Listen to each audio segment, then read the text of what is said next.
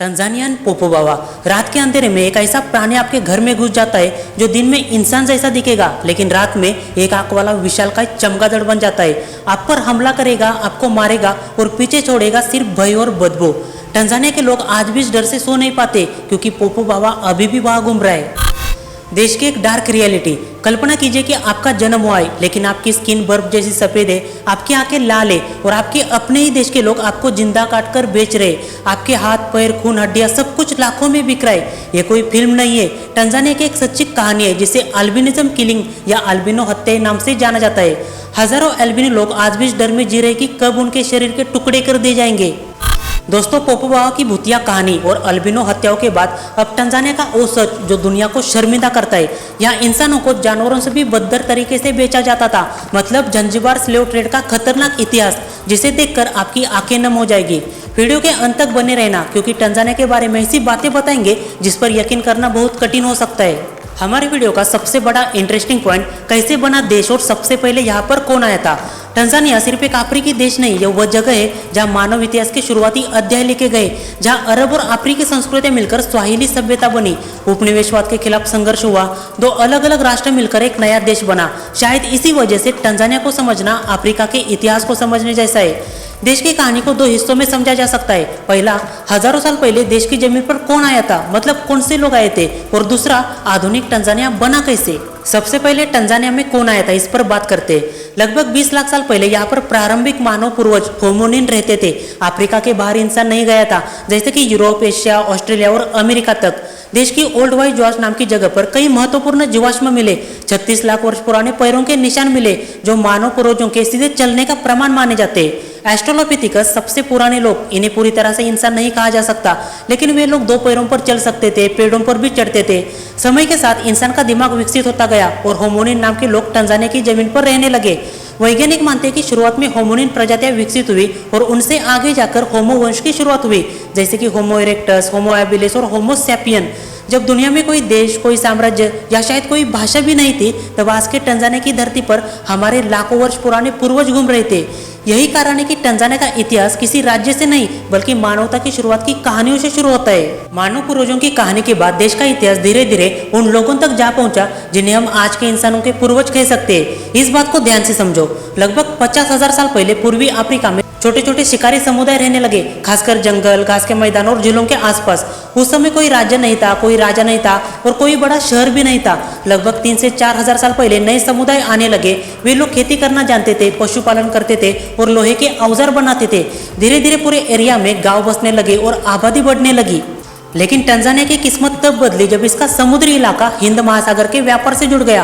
अरब, फारसी और भारतीय व्यापारी आने लगे। उनके साथ व्यापार और नई संस्कृतियां, नए विचार भी आए। इस व्यापारिक कालखंड के दौरान नई संस्कृति का जन्म हुआ जिसका नाम था स्वाहिली संस्कृति, जिसे आज भी पूर्वी अफ्रीका की पहचान मानी जाती है। आज से लगभग 1000 साल पहले टंजानिया के तट पर कई समुद्री व्यापारिक शहर बसने लगे।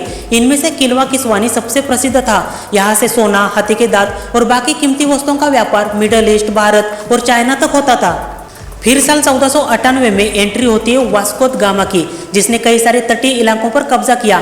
लेकिन बाद में ओमान देश के अरब शासकों ने उन्हें हटा दिया और जंजीबार को अपना प्रमुख केंद्र बना दिया। बाद में जंजीबार इतना महत्वपूर्ण बन गया कि ओमान के सुल्तानों ने अपनी राजधानी भी वही स्थापित कर दी। यहीं से लौंग का व्यापार, हिंद महासागर व्यापार और दुर्भाग्य से दास व्यापार भी बढ़ गया। जंजीबार क्या था ये आपको आगे पता चलेगा, क्योंकि यहीं से टंजानिया के इतिहास का एक नया अध्याय शुरू हुआ जो आगे चलकर यूरोपीय उपनिवेशवाद, स्वतंत्रता आंदोलन और आधुनिक टंजानिया के निर्माण तक जा पहुंचा। टंजानिया की सबसे बड़ी ताकत उसकी लोकेशन थी, क्योंकि देश हिंद महासागर के किनारे था। इसलिए सदियों से अरब, फारसी और भारतीय व्यापारी यहाँ पर आते रहे। सोना, हाथी के दांत, मसाले और बाकी वस्तुओं का व्यापार भी करते थे। इसी व्यापार ने टंजानिया के तटीय शहरों को अमीर बना दिया।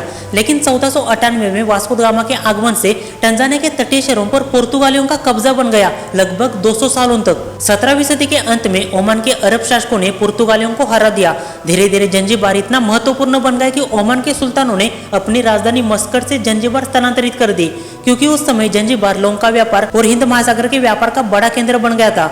उस समय अफ्रीका में अगर कोई देश अमीर बनने के कगार पर होता तो पता नहीं कैसे यूरोप के आक्रमणकारी जैसे कि ब्रिटिश और स्पेनिश उपनिवेशवादियों की नजर देश पर पड़ती। 19वीं सदी में यूरोप की शक्तियां जैसे कि ब्रिटिश और स्पेनिश उपनिवेशवादी उन्होंने अफ्रीका को आपस में बांटना चालू किया था। जैसे कि आज के टंजानिया को उस समय टंगानिका नाम दिया था और उसके करीब एक बड़ा द्वीप था जिसे जंजीबार नाम से पुकारा। इसी दौरान जर्मनी ने मुख्य भूमि टंगानिका पर कब्जा कर लिया और उसे जर्मन ईस्ट अफ्रीका नाम से पुकारा। जर्मन शासन के दौरान स्थानीय लोगों पर भारी टैक्स लगाया और उनसे जबरन मजदूरी करवाई। इससे नाराज होकर 1905 में वहां के स्थानीय लोगों ने एक आंदोलन चलाया जिसका नाम था माजी माजी रेबिलियन।